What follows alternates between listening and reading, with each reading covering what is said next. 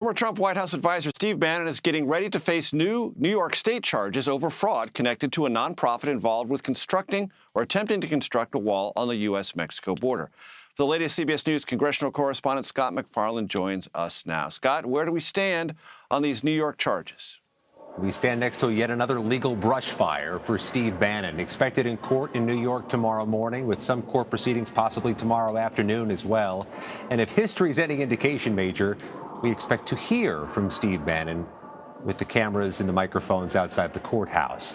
This case is expected to parallel the one federal prosecutors tried to prosecute a couple of years ago.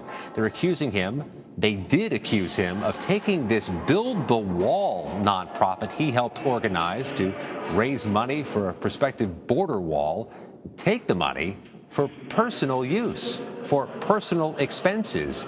They were in the middle of trying to prosecute that case when Steve Bannon got an 11th-hour pardon from Donald Trump. In fact, it was one of the final acts of the Trump presidency in January 2021 to pardon Steve Bannon.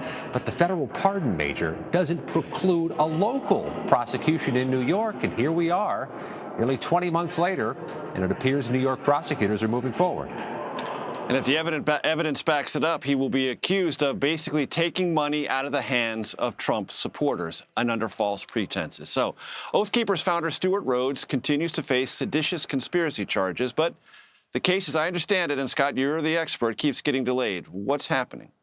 There was a twist late in the day in D.C. federal court. Stewart Rhodes made this 11th-hour request ahead of his September 27th trial on seditious conspiracy charges to fire his lawyers and delay the trial for 3 months, the latest request for a trial delay in the Oath Keepers case. The judge, in essence, laughed that request out of court today.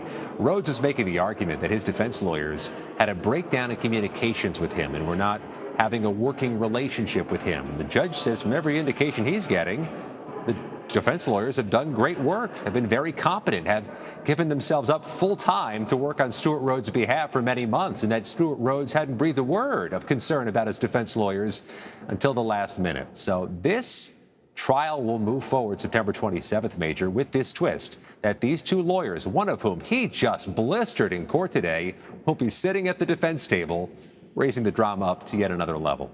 Makes one shake one's head, I can say that. A New Mexico judge handed down a ruling, as we understand it, not seen in this country in over a century, and it relates to January 6th. What is it? Walk us through. A very low-level defendant named Cory Griffin, who, among other things, being a Trump supporter, is also an Otero County, New Mexico County Commissioner.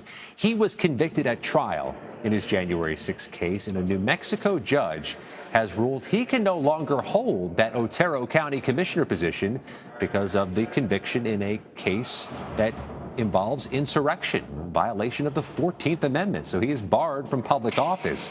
That's noteworthy for any number of reasons, Major. First of all, Cory Griffin is just one of the publicly elected officials who was charged in a January 6th case, but he was the one who kept his position. The others had resigned or had since left the job. Cory Griffin told me not only was he going to keep his job, he expected to move forward with his political career.